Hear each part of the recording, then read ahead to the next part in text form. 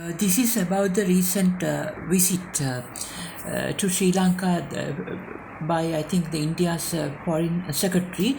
And here, what is important is that the 13th Amendment to the Constitution of Sri Lanka that had been, agreed upon in Indo-Lanka peace agreement, but the problem is this peace accord actually failed. The Indo-Lanka peace agreement did not give the desired result, but it resulted in more aggravated problems later, where the terrorists became, the guerrillas became terrorists became like a territorial armed force later.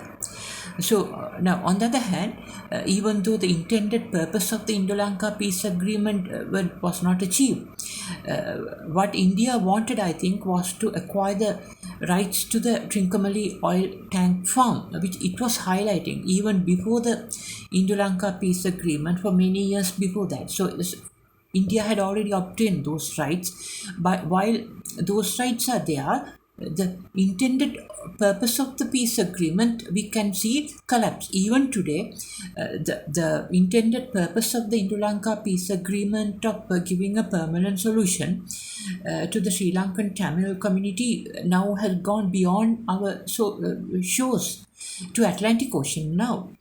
Because now the Indo-Lanka peace agreement cannot give a solution to the Tamil community in, around the northern Atlantic Ocean or northern and southern Atlantic Ocean, because now it's not practical, the 13th Amendment. Even though India, India's wrong policy actually resulted in this situation. So I think even a Jaffna Cultural Center building or any other like railway carriages or India's Mitra Shakti military training programs or any other initiative or construction of homes, etc.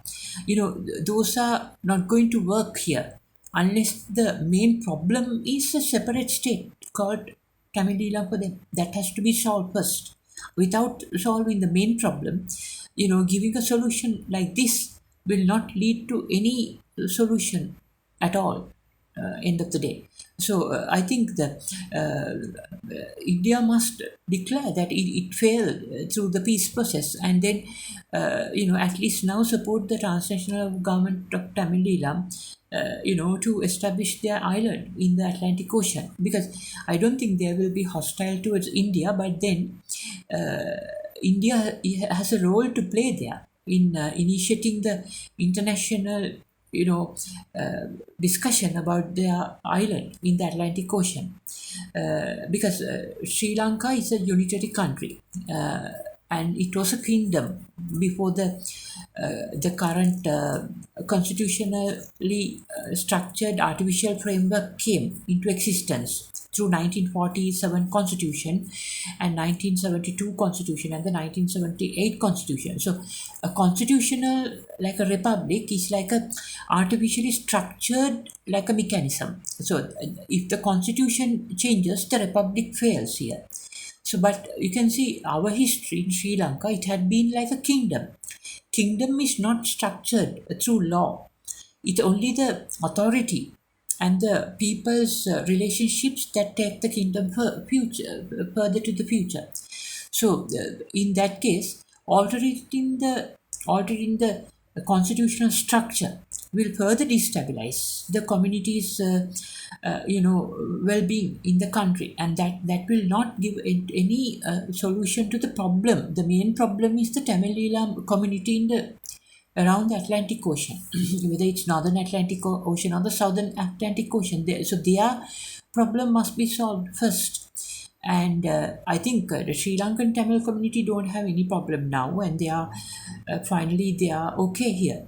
So there's no need to have a 13th Amendment now. Now there is no need as such, but India must, as promised, do the the development of the Trincomalee oil tank farm or hand it over back to the government of Sri Lanka, since the Indo-Lanka peace agreement, which made India to take control of the Trincomalee oil farm, failed, while the oil farm contract continues, you can't say oil farm contract is continuing while the main condition of the agreement, Pindulanka peace agreement, was to bring peace. That failed. Even up to now, there is no solution to the problems of the Tamil Eelam diaspora or the community in the West. So that is why the Trincomalee oil farm, this particular authority which came from the Indo-Lanka peace agreement, fails, because the main condition of the agreement between India and Sri Lanka in 1987 was not about the oil tank farm leasing, but the problem of the Sri Lankan Tamils to be addressed. So since that had not been done, the Trincomalee oil farm, sub part or the warranty part of the contract fails now. So India must, I think, in that case, agree for that and try to renegotiate a new contract or exit. I mean, that is the only way to solve this problem now.